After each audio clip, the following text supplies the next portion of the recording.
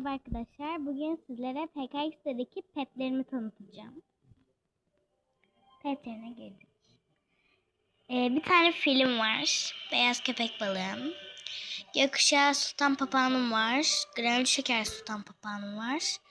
Kargan var. 3 tane dalmaçyalım var. Biri parlak. Dalmaçyalı köpek benim hayalimdeki köpeklerden biri zaten.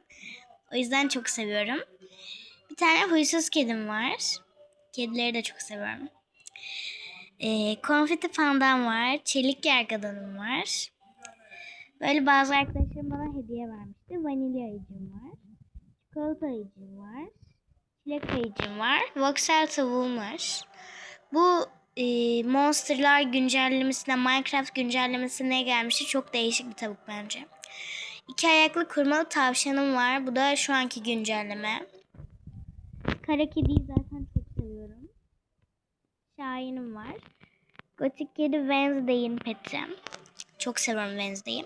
Kanişim var. Köpekleri de çok seviyorum. Özgüç TV için binek eşeğim var. Özgüç TV'nin en sevdiği pet çünkü bu. 2 tane siber kedim var. Bir tane 2 ayaklı kurban var. Benim de evde Doberman köpeğim var ve burada da 2 ayaklı Doberman'ım var. 2 ayaklı ay tavşanım var. Papağanım var. Yaralı kedim var.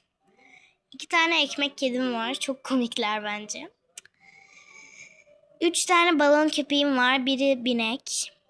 4 adet konfeti tavşan. Onlar da çok tatlı gözüküyorlar. 2 ayaklı oyuncak kedim var. Gri kedim. Van kedim var. Van kedimin gözlerini çok hoşuma gitti. Bu da şimdiki güncellemeden gelen. 2 tane timsahım var. Timsahları hiç sevmem. Geyiğim var. Kapibavarım var. Kapibavar nadir bulunan bir pet. Tukanım var.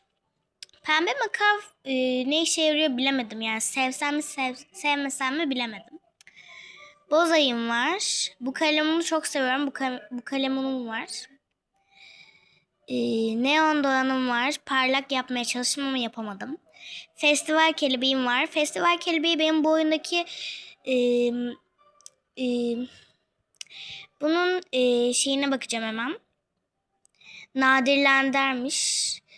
Nadirlerden en sevdiğim pet festival kelebeği arkadaşlar benim.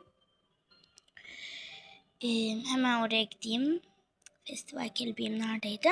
Sonra köpek BL00'ım var. Bu nasıl okunuyor bilmiyorum aslında. Bunu da parlak yapmayı deneyeceğim. Karbay kuşum var.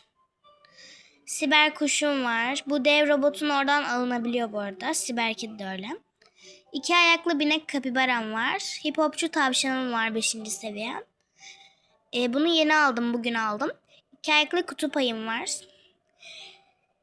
Hello Kitty köpeğim var. Bunu çok seviyorum.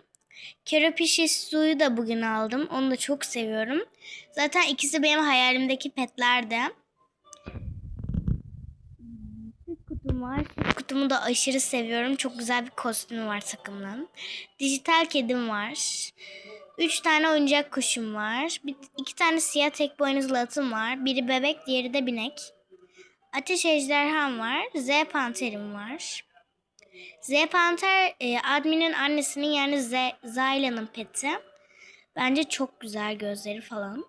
Flem ankası. Takım seçme şeyinde gelmişti güncellemesinde. 2 tane partici doğanım var.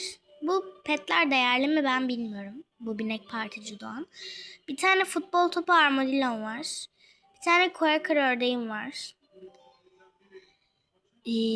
Bunun ismi neydi? Tek boynuzlu robotum var. Binek neşeli ayıcığım var. Blobum var. Bunlar hediye geldi çoğu. Kalaveram var. Labubum var. 2 ayaklı arkadam var. Bu Vegeful ve neşeli ayıcık benim çok hoşuma gidiyor. Vegeful ayıcığım var binek.